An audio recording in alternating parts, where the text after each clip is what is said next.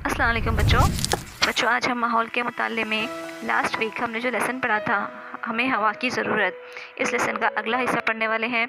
बच्चों हम यहाँ देखेंगे कि हम तनफ़ुस का अमल क्यों अंजाम देते हैं।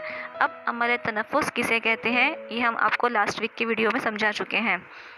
बच्चों हमारे जिस्म का काम ठीक तरह से अंजाम पाना बहुत ज़रूरी होता है और हमारे जिस्म को काम करने के लिए हवा की ज़रूरत होती है। सांस लेते वक्त हम हवा अंदर जज़्ब करते हैं और अंदर ली हुई हवा की वजह से हमें ताज़गी महसूस होती है।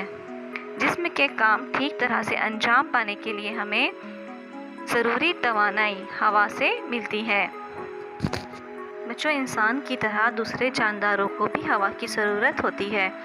आप अपनी स्क्रीन पे एक कुत्ते को सोया हुआ देख रहे हैं, वो सोया हुआ है, फिर भी अगर हम गौर से मुशाहिदा करें तब हम देख सकते हैं कि कुत्ते का सीना ऊपर नीचे होता हुआ दिखाई देता है और इससे हमें ये मालूम होता है कि हैवानात में भी अमल तनफ़ुस होता है।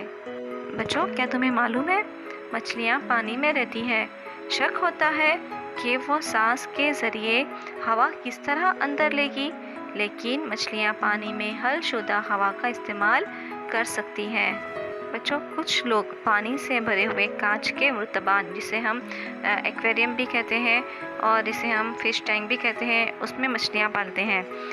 मुर्तबान यानी फ़िश टैंक में मौजूद मछलियाँ तनफ़ुस का अमल अंजाम देती है और तनफ़ुस के लिए दरकार हवा मछलियाँ पानी से हासिल करती हैं। इसलिए मुर्तबान में मौजूद पानी में हलशुदा हवा कम हो सकती है और हवा ख़त्म हो जाए तो मछलियाँ मर भी सकती है। इसीलिए मुर्तबान के पानी में मुसलसल हवा छोड़ी जाती है और उसी वजह से मुर्तबान में मुसलसल बुलबुले उभरते नज़र आते हैं। जैसे बच्चों आप अपनी स्क्रीन पे देख रहे हैं कि जैसे फ़िश टैंक में जो है वो हमें बुलबुले नज़र आ रहे हैं और इन मुसलसल बुलबुलों की वजह से पानी में जो ऑक्सीजन है वो मछलियों को आसानी से मिलती है। साफ़ पानी लो। अब अखबार का एक छोटा सा टुकड़ा लेकर उसकी एक बालिश्त जैसी लंबी नलकी बनाओ।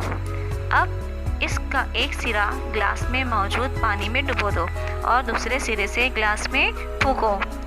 अब बच्चों तुम्हें क्या मालूम होगा, ग्लास के पानी में बुलबुले पैदा होते हैं। इससे क्या जाहिर होता है, फूंकने से हवा पानी में दाखिल हुई, वो बुलबुलों की शक्ल में खारिज हुई। चलिए बच्चों कुछ नुकात के तहत हम सबक का इआदा करते हैं। जैसे सबसे पहला नुक्ता है कि हवा हर जगह मौजूद है। हवा आँखों से नज़र नहीं आती, हवा में रंग, बू और मज़ा नहीं होता और जानदारों को तनफ़ुस के लिए हवा की ज़रूरत होती है। बच्चों इसे हमेशा जहन में रखें कि साफ़ हवा हासिल करने के लिए हमें रोज़ाना कुछ देर घर के बाहर यानी आंगन में जाकर खेलना चाहिए। चलिए बच्चों यहाँ पर हम अपना लेसन ख़त्म करते हैं।